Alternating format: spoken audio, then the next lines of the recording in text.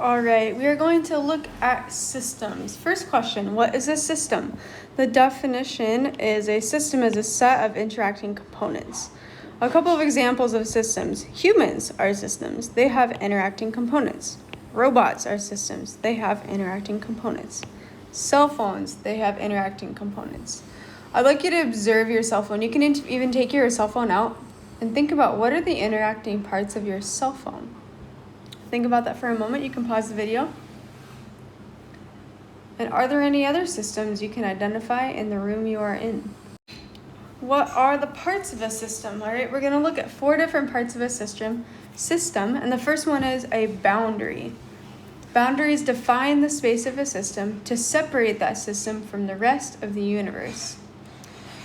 Your question is, what is the boundary of a cell phone? Take a moment and answer that. A cell phone is a system of electronics contained in a protective covering. So this protective covering, such as the screen or the back of your phone, this is the boundary that separates the cell phone from the rest of the universe. Our second part of a system are the components. The components are the parts of the system that interact to help carry out specific functions. We might call these the bits and pieces of the system. Think about what are the components of a cell phone. A cell phone needs the parts in the image above. You can see those images and they have labels on them and arrows pointing to the specific parts. It needs those parts to function properly. Together, the components send and receive radio signals and transform them into useful communication. All right, our third part of a system are inputs and outputs. The inputs and outputs of different types of systems include energy, matter, and information. These are things that go in and out of the system. Inputs are processed inside of the system and then can become outputs.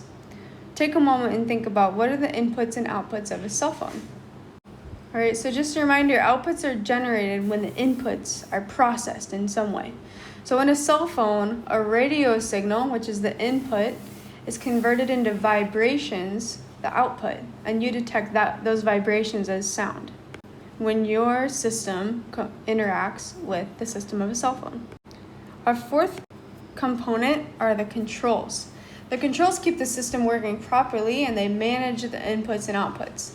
Controls can be automatic, manually set, or both. Controls use something we call feedback. Okay, feedback is when information from one step of a cycle acts to change the behavior of a previous step of the cycle. Another way that we could describe this is input that becomes output. So take a moment and think about, in a cell phone, what is the control? In the case of a cell phone, the internal processor is going to be the control because it's taking the inputs, reworking the inputs, processing them, and turning them into outputs. We have 2 categories of systems. The first category is an open system that have inputs flowing into the system and outputs flowing into the system. Our second category of systems are closed systems. And these kinds of systems is either inputs or outputs may be limited. So you will only have an input or you will only have an output. It's not able to go in and out. Take a moment and you're going to work on this CER. Is this thermos an open or a closed system? For your claim, what is one claim you can make about whether a thermos is an open or closed system? Go ahead and fill in the blank. I think the thermos is an blank system. What evidence do you have to support your claim? I think this because.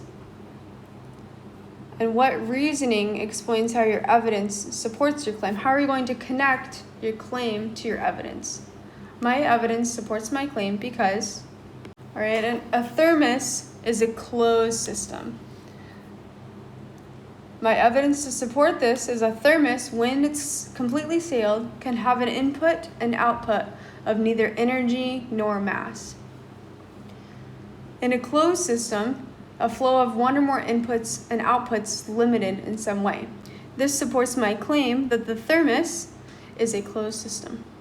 I'd like you to take a moment and think about how a computer system differs from a cell phone. How is a computer system different from a cell phone? Right. We know that systems are organized in a number of ways. Systems can range in size and complexity. So some can be bigger, some can be smaller, some can be more complex, some can be less complex. And systems interact within larger systems. Think about one way the human body system interacts with a cell phone system. Go ahead and write that in your digital notebook. All right, so this is a picture of a diver. And the diver in this photo is a living system. The scuba gear, or the self-contained underwater breathing apparatus, is a system of air exchange. How are these two systems interacting? Go ahead and write down some thoughts in your digital notebook. All right, so looking at this picture, think about the inputs and outputs of the scuba gear. The output of the scuba gear is going to be air, right? And the input of the scuba diver, in order to survive, is going to be air.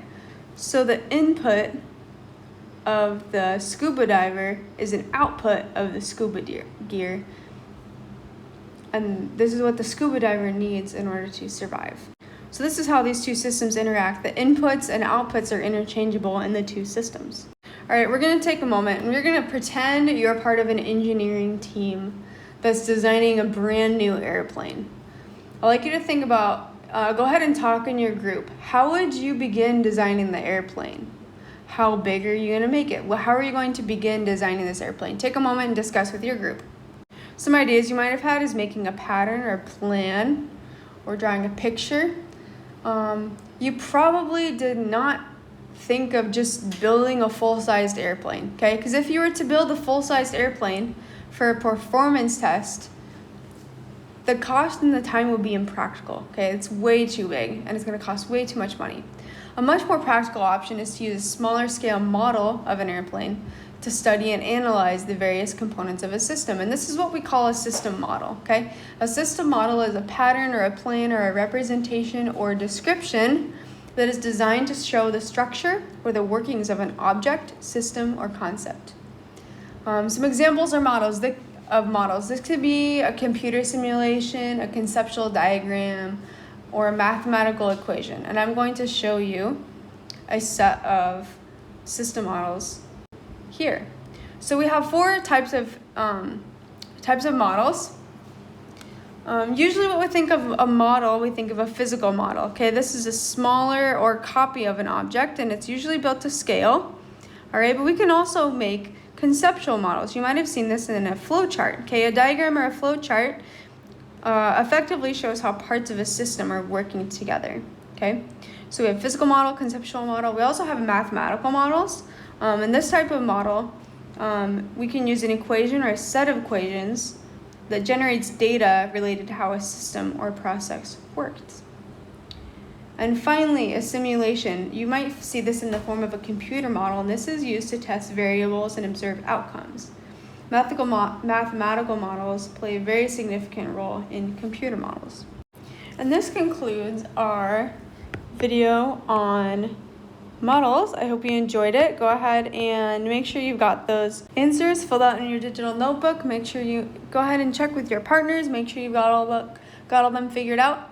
And then you're going to start on to part 2 in your digital notebook, where we're going to look at a real life example of a living system. And we're going to identify the components and the various parts of that system. Thanks for listening.